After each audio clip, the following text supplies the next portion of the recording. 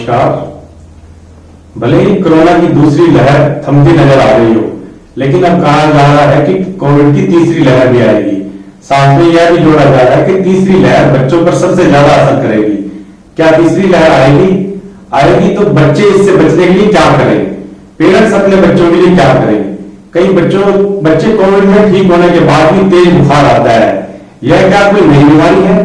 Covid में steroid कब शुरू करना ठीक रहता है? इन सभी सवालों का जवाब देने के लिए आज हमारे बीच हैं शहर के जाने माने पेडियाट्रिशियन, बच्चों के चिकित्सक डॉक्टर समीर टुटेजा। डॉक्टर समीर टुटेजा आज ट्रीटमेंट स्टूडियो में आए हैं। हम उनका स्वागत करते हैं। हम उनसे आज उपरोक्त तमाम शंकाओं का निदान पाने की कोशिश करेंगे। वेलकम डॉक्टर साहब, आपका स्टेटमेंट टीवी में स्वागत है। Thank you sir. आज हम आपसे कोविड की थर्ड लहर के लेके लोगों में जो आशंकाएं हैं उस पर बात करना चाहते हैं। पेरेंट्स भी बड़े परेशान हैं जब से उनको पता चला है कि जो थर्ड लहर आएगी उससे बच्चे ज्यादा प्रभावित होंगे। आपको क्या लगता है कि क्या थर्ड लहर आएगी और ये बच्चों पर क्या असर करने वाली है?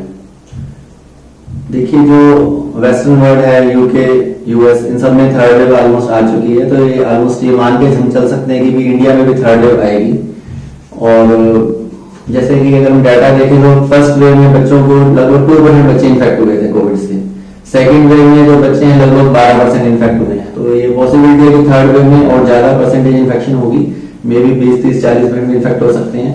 और इसके दो रीजन रहेंगे। एक तो रीजन ये कि वायरस जैसे फर्स्ट वेव से सेकंड वेव में म्यूटेट कर गया तो हो सकता है फिर फर्दर म्यूटेट करेगा वायरस और ज्यादा मे बी बच्चों को ज्यादा इन्फेक्ट कर सकता है।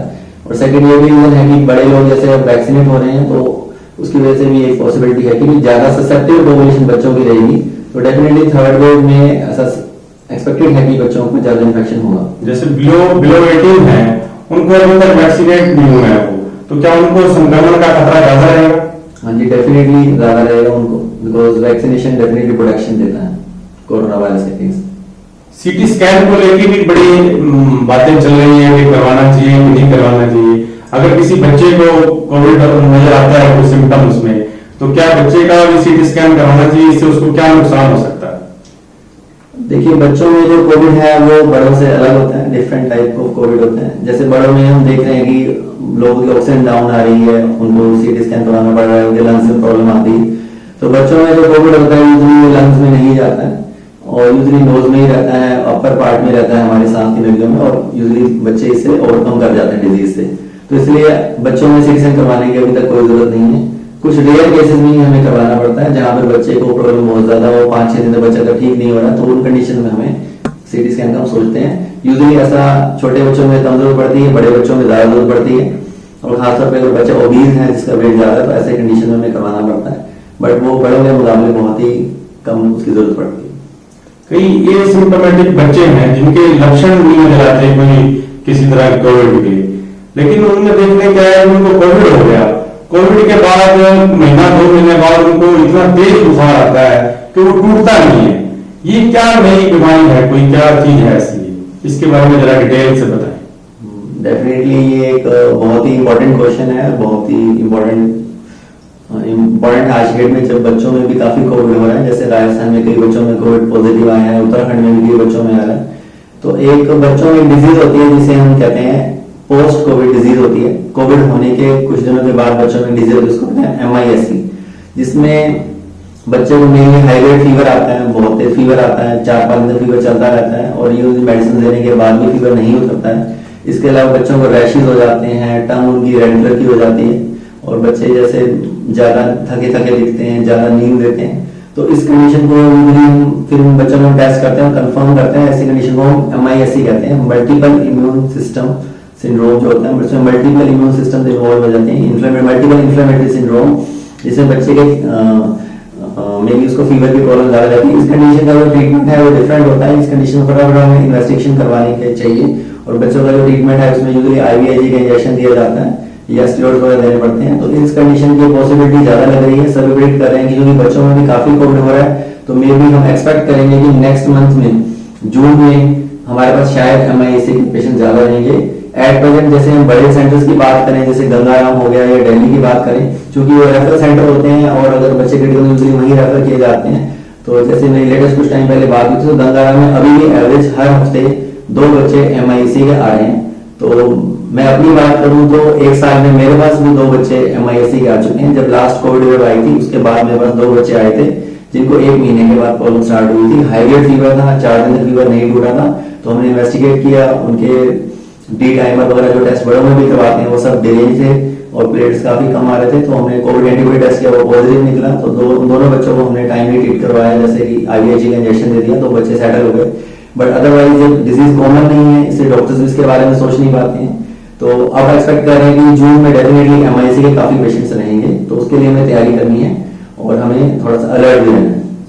अगर कोई माँ जो ब्रेस्ट फीड करवा रही है और उसको कोरोना हो जाता है तो क्या उसे बच्चे को फीड करवाते रहना चाहिए या अवॉइड करना चाहिए? ये भी बहुत ही अच्छा प्रश्न है, क्योंकि जैसे कोविड होता है तो जैसे अभी भी एक माइंड में जैसे अजीब सी लोग सोचते हैं अनटचेबल टाइप्स है कि बंदे टच नहीं करना, ये नहीं करना। तो इसमें बहुत जरूरी है अगर बच्चा मदर का फीड लेता है तो ब्रेस्ट फीडिंग को आपको कंटिन्यू करना है। उसमें प्रिकॉशंस क्या लेने हैं कि अगर मदर कोविड है उसको तो ब्रेस्ट को क्लीन करके उसके बाद उसको फीड कराना चाहिए और डबल मास्क लगा के फीड कराना चाहिए।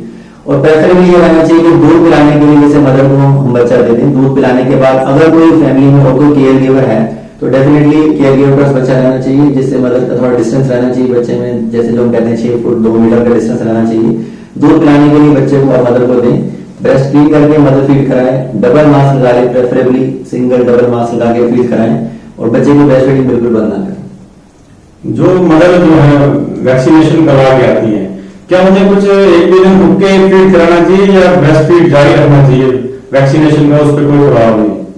तो देखिए पहले जो रिकमेंडेशन थी वो ये थी कि जो मदर दूध पिला रही है उनको रेगुलर वैक्सीन लगवानी ही नहीं चाहिए। बट अभी लेटेस्ट जो गवर्नमेंट ने नई गाइडलाइंस जारी करी उसके अकॉर्डिंग लैक्टेटिंग मदर्स जो होती हैं, लैक्टेटिंग मदर्स यानी जो मदर दूध पिला रही है बच्चों को, वो वैक्सीनेशन करवा सकती हैं। प्रेगनेंसी के लिए अभी तक निगरेंसी में नहीं दिया गया, प्रेगनेंसी में अभी तक वैक्सीनेशन नहीं करवा सकते, बट जो मदर फीड करा रही है वो वैक्सीन लगवा सकती हैं और ब्रेस्ट फीडिंग की कोई प्रॉब्लम नहीं है। वैक्सीन लगवाने के तुरंत बाद ब्रेस्ट फीडिंग करवाई जा सकती है। कई बार देखने में आता है डॉक्टर साहब के पेरेंट्स को कोरोना पॉजिटिव हुआ, वो अपने बच्चों को दादा दादी के पास भेज देते हैं, गांव में दादा दादी रह रहे हैं या पेरेंट्स गुड़गांव में दादा दादी फतेहाबाद रह रहे हैं तो वो बच्चों को फतेहाबाद भेज देते हैं। ये फैसला कहां तक सही लगता है? ये जो डिसीजन है ये हम कहेंगे एक गलत डिसीजन होता है पेरेंट्स का, बिकॉज जब भी किसी पेशेंट को कोविड होता है, अगर जब तक उसकी रिपोर्ट आती है तो यूजुअली उसको 3-4 दिन हो चुके होते हैं कोविड हुए, तभी उसकी रिपोर्ट से पॉजिटिव आता है। और ये मानते हैं जो कोविड का जो इन्फेक्टिविटी है वो बंदा जब उसको फर्स्ट के सिम्टम्स आते हैं उसे एक दिन पहले से ही वो दूसरे बंदे को स्प्रेड करना स्टार्ट कर देता है और हाईली इन्फेक्टिव होता है आदमी जब वो स्टार्टिंग में पहले 2-3 दिन के लिए कोविड होने पहला, जैसे आज पहला दिन बुखार का तो उसे एक दिन पहले ही और फीवर आने के बाद नेक्स्ट 2 डेज पहले ये 3 दिन होते हैं, इसमें बंदा बहुत ज्यादा इन्फेक्टिव होता है वो जो, इसलिए उस कंडीशन में यूजुअली ऐसा होता है कि जो पेरेंट्स का पॉजिटिव आया, 3rd डे टेस्ट आ गया, 4th डे आ गया, चलो 2nd डे भी आ गया, तो उस तब तक तो यूजुअली वो अपने बच्चों को यूजुअली इन्फेक्ट कर चुके होते हैं। उस समय बच्चों में सिम्टम्स हो सकता है, बच्चों में सिम्टम्स यूजुअली 5 डेज बाद आते हैं। जैसे अगर 8 बंदे को इन्फेक्शन हुआ है तो यूजुअली 5 डेज के बाद सिम्टम्स आते हैं, तो बच्चों 5 दिन के बाद आते हैं। वो आनंद फानंद में जल्दी जल्दी बच्चों को शिफ्ट कर देते हैं गुड़गांव से फतेहाबाद और वो रिस्क पे डाल देते हैं अपने ग्रैंड पेरेंट्स को। इसलिए हम ऐसा बिल्कुल मना दादा दादी को भी पॉजिटिव होने का खतरा है, क्योंकि बच्चे साइलेंटली कैरी करते हैं डिजीज को, बच्चों में सिम्टम नहीं आते, उनको ज्यादा प्रॉब्लम नहीं आती, उनको तो ज्यादा फीवर भी नहीं आता, सिर्फ थोड़ा गले में खराश भी बच्चा बताता भी नहीं है, बट वो अपने अंदर डिजीज को कैरी करता है और फिर वो ट्रांसफर कर देता है। जो ग्रैंड पेरेंट्स है, मान लो बच्चा पहले गुड़गांव था पेरेंट्स के पास, अब वो फतेहाबाद आ गया, तो वहां से वो बच्चा कैरी करके डिजीज को गुड़गांव से फतेहाबाद लाके अपने जहाँ फतेहाबाद पेरेंट्स उनको रिस्क पे डालता है ग्रैंड पेरेंट्स को। तो हमारी ये एडवाइस रहती है कि अगर बच्चा पेरेंट्स के साथ गुड़गांव में या दिल्ली में रह रहा है और वहां इन्फेक्ट हो गया तो वो उसको बच्चे को शिफ्ट ना करें, बच्चे को अपने पास ही रखें और एटलीस्ट मतलब कम ग्रैंड पेरेंट्स को तो रिस्क में ना डालें। नहीं, बच्चों में जैसे आपने कहा कि सिम्टम नजर नहीं आते, तो ऐसे फिर कैसे आइडेंटिफाई करें कि बच्चा कोविड से संक्रमित हो गया है? देखो सिम्टम्स 51 बच्चों में ज्यादा दिखते ही नहीं है और 51 बच्चों में सिंपल कफ, कोल्ड, फीवर या डायरिया भी हो सकता है, तो डेफिनेटली मुश्किल है बच्चों में बताना देख के एग्जामिन करके कि बच्चा कोविड पॉजिटिव है या नहीं। बच्चों में आमतौर पर तभी टेस्ट करवाते हैं जब उनके पेरेंट्स या फैमिली में पॉजिटिव होते हैं। आजकल बच्चों में जैसे स्कूल बंद है तो बच्चों में जो इन्फेक्शन होता है वो यूजुअली उनको केयर गिवर से ही होता है, उनके पेरेंट्स से या जो भी फैमिली मेंबर से ही बच्चों में इन्फेक्शन होता है। जब स्कूल खुले थे तब तो हम सोचते थे कि बच्चा दूसरे बच्चे से इन्फेक्शन ले आया हो, बट अब जैसे स्कूल ही बंद है तो अब 99% तो यही होता है कि बच्चे को इन्फेक्शन उसके माँ बाप से, ये जो फैमिली से होता है, तो इसलिए सस्पिशन के आधार पर हम टेस्ट करवाते हैं। और जैसे मेरे पास लास्ट मंथ में लगभग 8-10 बच्चे पॉजिटिव आ चुके हैं कोविड के, यूजुअली उनके पेरेंट्स पॉजिटिव थे, ये दादा भी पॉजिटिव था, मैं टेस्ट करवाया तो उनमें बच्चों का पॉजिटिव निकल गया है। जो बच्चे पॉजिटिव आ जाते हैं तो फिर उनका क्या ट्रीटमेंट करते हैं, क्या उनको भी स्टेरॉइड देना पड़ता है? हाँ, ये भी एक अच्छा क्वेश्चन है। देखो बच्चों में जो कोविड है वो मैं आपको दोबारा इससे एक्सप्लेन करूंगा कि थोड़ा डिफरेंट रहता है बड़ों से। अभी तक जो कोविड चल रहा है हम आगे की प्रेडिक्ट नहीं कर सकती फ्यूचर का, बट एट प्रेजेंट जो कोविड है बच्चों में वो बड़ों से डिफरेंट है। जैसे कि मैंने बताया था आपको, जो साइंटिफिक बात करें तो बड़ों में एक रिसेप्टर होता है ACE2 रिसेप्टर, जो कि जिससे कोरोना वायरस बाइंड करता है, जाके चिपक जाता है और लंग में स्प्रेड कर जाता है। पहले नोज में जाकर बाइंड करता है और धीरे धीरे लंग में स्प्रेड कर जाता है। तो ये जो रिसेप्टर होते हैं बच्चों में बहुत ही कम होते हैं, इसलिए बच्चों में जो कोविड के लक्षण बहुत ही कम आते हैं। यूजुअली जैसे बच्चों को कोविड होता है तो बच्चों को जो कोविड के साथ जो प्रॉब्लम आ रही है, जैसे उसको फीवर है या कफ है या कोल्ड है या दस्त है, जो भी प्रॉब्लम है उसी का ट्रीटमेंट करते हैं। कोविड के लिए अलग से कोई दवाई नहीं देते। जैसे बड़ों में लोग एजिथ्रोमाइसिन, टॉक्सी, आइवरमेक्टिन, स्टेरॉइड्स या जो भी मेडिसिन दे रहे हैं वो सब दवाइयां हम बच्चों को बिल्कुल नहीं देते हैं। बच्चों में यूजुअली पैरासिटामोल यूज करते हैं और अगर उनको प्रॉब्लम है तो आपको अलग उसकी मेडिसिन देते हैं और वेट करते हैं। अगर यूजुअली मोस्ट ऑफ द बच्चे 98% बच्चे 400 डेज में रिकवर कर जाते हैं। कोई अनफॉर्चुनेटली कोई बच्चा 5 डेज में रिकवर नहीं करता है तो उसका भी हम पूरा वर्कअप करते हैं, उसको हम एडमिट भी करते हैं, करवाते हैं जो भी जहाँ पे कोविड हॉस्पिटल होता है, और उसका वर्कअप भी किया जाता है और उसका भी प्रॉपर्ली ट्रीटमेंट किया जाता है। बस ऐसी पॉसिबिलिटीज ये मान के चलो बहुत ही कम है अभी तक। जैसे क्या उन्हें स्टीम वगैरह दे सकते हैं बच्चों? स्टीम जैसे बड़ों में तो डेफिनेटली हेल्प करती है। जैसे काफी स्टडीज आई है कि जो थोड़ा हॉट स्टीम होती है रिलेटिवली वायरस सर्वाइव नहीं कर पाता 60 डिग्री पर। बच्चों में स्टीम के लिए हम ज्यादा प्रमोट नहीं करते, खासतौर पर छोटे बच्चे जो 4-5 साल के बच्चे यूजुअली स्टीमर को टच करके अपने आप को बर्न भी कर सकते हैं। बच्चों की जो स्किन होती है फेस की वो बड़ों की तुलना में काफी थिन होती है, तो बच्चों के बर्न होने की पॉसिबिलिटी ज्यादा रहती है और बच्चा स्टीम लेकर होता ही है तो पेरेंट्स सोचते हैं कि स्टीम को से हो रहा है जबकि बच्चे का फेस बर्न हो जाता है, यूजुअली हम रिकमेंड नहीं करते। रही बात मास्क की, तो पहले था कि 6 साल से बड़े बच्चों को मास्क लगाना चाहिए। अब गवर्नमेंट की जो रिकमेंडेशन आ रही है, CDC जो कहते हैं उनकी रिकमेंडेशन है कि 2 साल के बाद भी बच्चों को मास्क लगाना चाहिए। बच्चों को यूजुअली क्लॉथ मास्क लगाना चाहिए विद इलास्टिक बैंड, तो अब 2 साल से बड़े बच्चों को मास्क लगाना चाहिए। कई बार देखने में आता है कि बच्चे की सांस बड़ी तेज चल रही होती है घर में, क्या ये भी कोई कोविड का लक्षण है? देखिए वैसे तो फीवर में यूजुअली बच्चों की सांस तेज हो जाती है, तो इस पे मैं आपको ये कहना चाहूंगा कि बच्चे को कोविड हो गया घर में तो पेरेंट्स को क्या करना चाहिए। तो इसका आंसर ये रहेगा कि बच्चे को जैसे कोविड पॉजिटिव हो गया घर में तो सबसे पहले तो पेरेंट्स को चाहे वो वीडियो कंसल्ट करें, व्हाट्सएप पे कंसल्ट करें या फिजिकल विजिट करना चाहते हैं। फिजिकल विजिट करने की ऐसे दिन जरूरत नहीं है फर्स्ट 2-3 डेज में, तो आप चाहें तो टेली कंसल्ट कर सकते हैं। और उसके बाद में कुछ आपको बताऊंगा कंडीशन जिनमें आपको वीडियो कंसल्ट नहीं करना है, अगर आपको डॉक्टर को जाके दिखाना है। जैसे अगर बच्चे को कोविड हो गया है, बच्चे की सांस तेज चल रही है, जैसे कोई छोटा बच्चा उसकी सांस 40 बार से ज्यादा ले रहा है वो लगभग, या ज्यादा छोटा बच्चा 1 साल छोटा बच्चा तो 50 बार से सांस ले रहा है, या और थोड़ा बड़ा है उम्र के हिसाब से अगर बच्चा 40 से 50 बार सांस तेज ले रहा है, आपको लगता है तेज गति सांस ले रहा है, या कोई बच्चा जिसको पहले से कोई हार्ट प्रॉब्लम है या किडनी प्रॉब्लम है या लीवर की प्रॉब्लम है या किसी का ट्रांसप्लांट हुआ हुआ है या कोई कैंसर का पेशेंट, ऐसे पेशेंट्स को उनको घर पे वीडियो कंसल्टेशन ज्यादा करने के बाद फिजिकली जाके बच्चों को विजिट करना चाहिए डॉक्टर को, और इन पेशेंट्स को लाइटली नहीं लेना चाहिए। बट ऐसे केसेस काफी कम होते हैं, बट इनमें हमें प्रिकॉशन की जरूरत है। अगर सांस तेज चल रही है या बच्चे की सैचुरेशन जो हम चेक करते हैं 90 से नीचे आ जाती है किसी भी कंडीशन में, तो उस कंडीशन में तुरंत हमें डॉक्टर को विजिट करके डॉक्टर बच्चे को एग्जामिन करवाना चाहिए। डॉक्टर साहब ये कोरोना में एक बात समझ में नहीं आ रही कि 90 साल का तो मरीज बच रहा है, लेकिन कोई यंग है बच्चा है, चाहे 18 का है 20 साल का है, उसकी डेथ हो रही है, क्या इसमें क्या फर्क है, क्या मामला है? देखिए ये क्वेश्चन भी काफी अच्छा है और इम्पोर्टेंट है आज की डेट में कि ऐसा क्यों हो रहा है कि ये बीमारी किसी को तो छोड़ देती है और किसी के पीछे पड़ जाती है।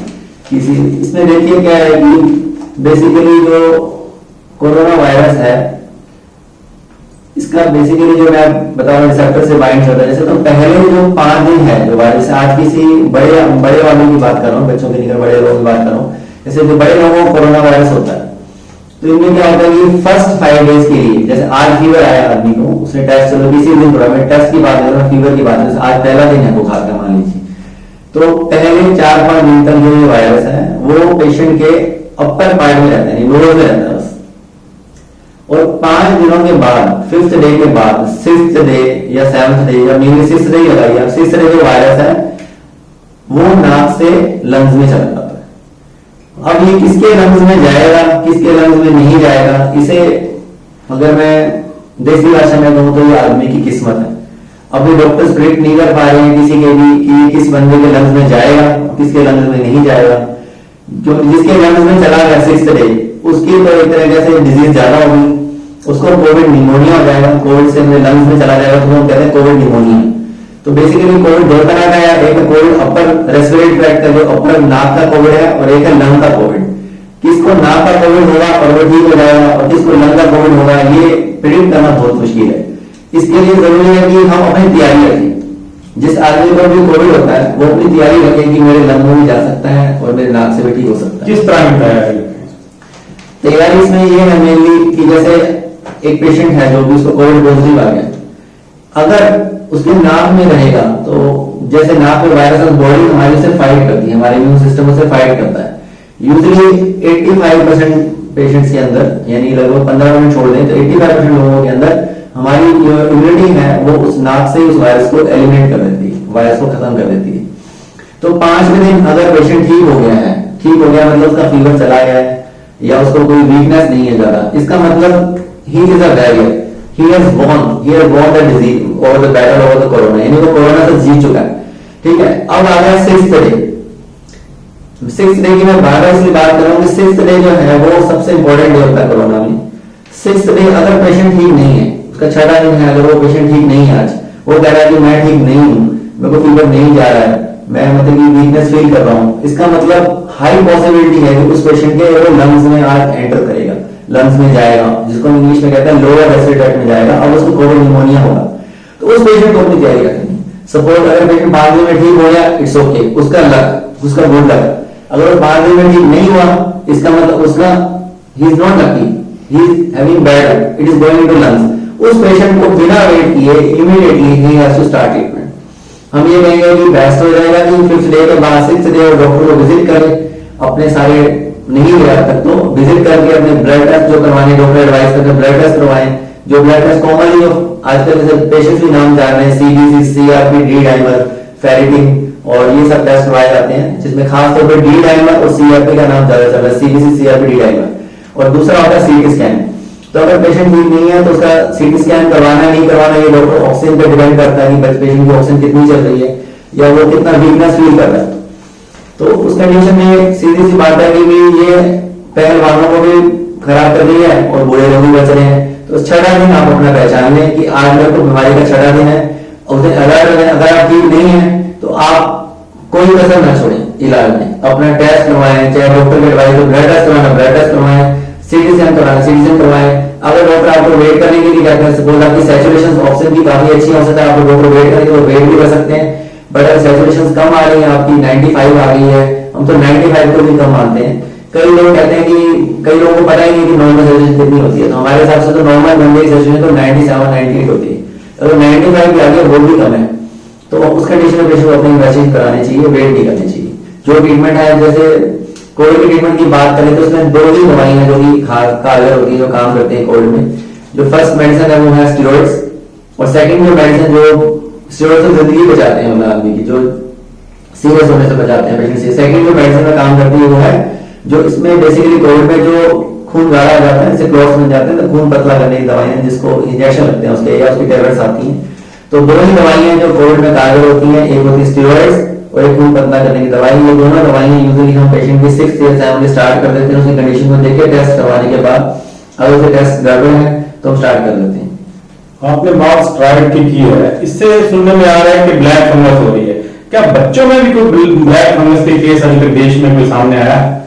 बच्चों में ब्लैक फंगस की अभी तक जैसे रिपोर्टेड अखबारों में भी हमने स्टडी किया तो एक तो पेशेंट रिपोर्टेड हुए, वो वही पेशेंट्स है जिनको डायबिटीज था और कोविड था, और उनकी कोविड में डायबिटीज बहुत डिस्टर्ब हो गई थी, शुगर कंट्रोल नहीं था। तो एक तरह से मैसेज हम ये देना चाहेंगे, जिसको भी कोविड होता है वो अपनी शुगर मॉनिटर जरूर करे। कोई कोल्ड में स्टेरॉइड दिए जाते हैं जिससे कि शुगर का बैलेंस बिगड़ जाता है, बॉडी में शुगर के लेवल्स बढ़ जाते हैं। और अगर कोई पेशेंट है जिसको कोविड है और उसको डायबिटीज पहले से ही है, वो बहुत ज्यादा रिस्क है आगे चल के ब्लैक फंगस होने पे। उसकी जैसे कोविड होता है तो पेशेंट की शुगर एकदम डिस्टर्ब हो जाती है, तो उस कंडीशन में अगर उसकी मेडिसिन से कंट्रोल नहीं है तो इमीडिएटली उसको इंसुलिन पे स्विच कर लेना चाहिए। कोई पेशेंट्स इंसुलिन पे शिफ्ट नहीं करते हैं तो ऐसे पेशेंट्स को भी आगे जाके ब्लैक फंगस होने का रिस्क काफी ज्यादा रहता है। डॉक्टर साहब, क्या सबको सीटी स्कैन करवाना जरूरी है क्या कोविड की वजह से चल रहा है? देखिए, इसका एक तो यही मैंने आपको पहले एक्सप्लेन किया कि एक पेशेंट 5 दिन में ठीक होगा, उसका तो कोई टेस्ट करवाना ही नहीं है, ना उसका कोई ब्लड टेस्ट करवाना है, ना उसका सीटी में कुछ नहीं करना है। अब अगर जो पेशेंट ठीक नहीं हो रहा है, जिसकी ऑक्सीजन डाउन आ रही है, या जो पेशेंट ठीक नहीं है 6 दिन के बाद, तो 6 दिन के बाद हम पेशेंट क्या करते हैं, उसकी ऑक्सीजन चेक करते हैं। एक बहुत ही टेस्ट इजी टेस्ट इसको कहते हैं 6 मिनट वॉक टेस्ट। जैसे 6 दिन हो गए पेशेंट के, वो टाइम में ठीक नहीं, तो उसमें क्या है कि हम उसको एडवाइस करते हैं कि एक बार आप 6 मिनट पहले चल के आए, पहले अपनी ऑक्सीजन चेक करें कितनी आ रही है आपकी। सपोज उसकी ऑक्सीजन 98 आ रही है, 97 आ रही है, फिर उसे कहते हैं कि 6 मिनट आप पहले चल के आओ। 6 मिनट पहले चलने में उसकी दोबारा ऑक्सीजन चेक करते हैं। अगर उसकी ऑक्सीजन 3 पॉइंट से नीचे फॉल कर जाती है, यानी पहले तो थी 97, अब आ गई 94, इसका मतलब आप ये मान के चलो कि वो कोविड जो है उसके लंग्स में जा चुका है और उसका तो सिटीजन करवाना ही है जरूर। उसमें वेट नहीं करना है, इमीडिएटली उसका ट्रीटमेंट स्टार्ट करना है, स्टीरॉयड थेरेपी स्टार्ट करना है। मानो सिटीजन नहीं हो रहा है, डॉक्टर साहब ये साइंटिफिक फार्मूला है या कोई टोटका है आपका ये 97 से 94 वाला? देखिए 6 मिनट वॉक टेस्ट कहते हैं, ये बेसिकली लंग्स की कैपेसिटी को डिटरमाइन करने के लिए है। देखो कोविड में आपके लंग्स में जा रहा है नहीं जा रहा, मेन बात कोविड का इलाज का ये है कि आपके लंग्स में जाएगा या नहीं जाएगा, और चला गया या नहीं चला गया, ये कैसे पता लगेगा? इसके लिए ये तरीका तो सिटीजन करवाओ हर पेशेंट का, या फिर आप 6 मिनट वॉक टेस्ट कराओ। तो जैसे मैं अपनी बात करूँ तो मेरे पास, अब मैं चलो आपसे डिस्कस करता हूँ, मेरे पास जैसे अब तक मैं लगभग 60 पेशेंट्स का ट्रीटमेंट कर चुका हूँ कोविड का, जिसमें मैं आपको 2-3 एग्जाम्पल दूंगा तो आप समझ जाएंगे कि इसका कैसे करना है। जैसे एक मेरे कजन ब्रदर था, ही वॉज कोविड पॉजिटिव, उसको फीवर आता है, 5 दिन हो गए, 6 दिन हो गए, 7 दिन हो गए, ठीक है। तो वो काफी चिंतित था कि मेरे को सीटीजन करवाना चाहिए या नहीं करवाना चाहिए। मैं तो 6 दिन भी कर गए, आप डॉक्टर साहब कहते हो 6 दिन नहीं होना चाहिए। तो मैंने उसको पहले एडवाइस किया कि डोंट पैनिक, एक बार आप अपना 6 मिनट वॉक टेस्ट करो, ठीक है। तो उन्होंने, मैंने सुबह शाम करवा, परसों से मीटर उन्होंने अपना परचेज कर लिया, अरेंज कर लिया। तो ही वाज डूइंग 6 डे, उन्होंने वॉक टेस्ट किया, पहले 98, दूसरी बार भी 98, 99 बल्कि वॉक करने में आदमी थोड़ी सांस दे लेता थी, 99 आ रही थी उसकी। फिर उसे सुबह शाम करता है वो 6 दिन, 7 दिन, 8 दिन, 9 दिन। तो कई बार जब कोविड बहुत ही माइल्ड होता है, उसका मैंने कोई सीटी स्कैन नहीं करवाया, कोई टेस्ट नहीं करवाया उसका। ब्लड टेस्ट हालांकि उसका मैंने करवाया एक बार, देखने के लिए सीआरपी लेवल्स कितने हैं, फिर उसको फीवर परसिस्ट कर रहा था, और डी डायमर भी करवाया, वो जरूरी है। तो 2 टेस्ट करवाए, उसके दोनों टेस्ट ऑलमोस्ट नियर नॉर्मल आ गए। तो उनको मैंने एडवाइस किया कि we will not take anything, we will just give paracetamol, और 2-3 दिनों में पेशेंट ठीक हो गए। तो ये तो फर्स्ट एग्जांपल है जिसमें फीवर परसिस्ट किया, बट वो पेशेंट डर गया, पैनिक हो गया, एंजाइटी हो गई, हाई लेवल फीवर ही उड़ रहा। तो उसको मैंने जैसे वॉक टेस्ट एडवाइस किया, पेशेंट ने वॉक टेस्ट किया और वो रिलैक्स हो गया माइंड से, उसके अपने आप रिलैक्स हो गया, और 8 बजे उसका फीवर भी चला गया, उसका मैंने कुछ ज्यादा ट्रीटमेंट नहीं किया। अब मैं लेता हूँ सेकंड केस। सेकंड केस क्या है, जैसे एक मेरा पेशेंट, जैसे मेरे नॉन, जैसे उसको फीवर आता ना 4-5 डेज तक, ठीक है, 5 दिन का फीवर चलता ना, फीवर टूटे नहीं, मेडिसिन देते, फीवर चलता रहे। उसको मैंने 6 दिन एडवाइस किया कि आप अपना सिटीजन करवा लो। वो दिल्ली में रहते, वो कहीं यहाँ तो 2-2 दिन की वेटिंग चल रही है। मैंने कहा 2 दिन का तो अपने पास टाइम नहीं है, क्योंकि इतने में तो कोरोना फैल जाएगा ज्यादा।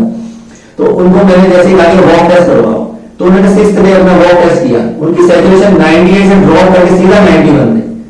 इट मींस उसके लंग्स में जा चुका है। अब सिटीजन तो होगा उनका शाम को, रिपोर्ट आई एक दिन बाद, कोरोना तो तब तक अंदर लंग्स में पहले ही जा चुका है। तो इमीडिएटली जैसे मैंने मुझे वॉक टेस्ट भेजा, उनको मैंने कहा आप रखो मोबाइल साइड में, स्टार्ट ट्रीटमेंट ऑफ कोरोना, जो कि स्टेरॉइड्स हैं। इमीडिएटली उनको मैंने एडवाइस किया कि आप स्टेरॉइड्स खाना स्टार्ट करो।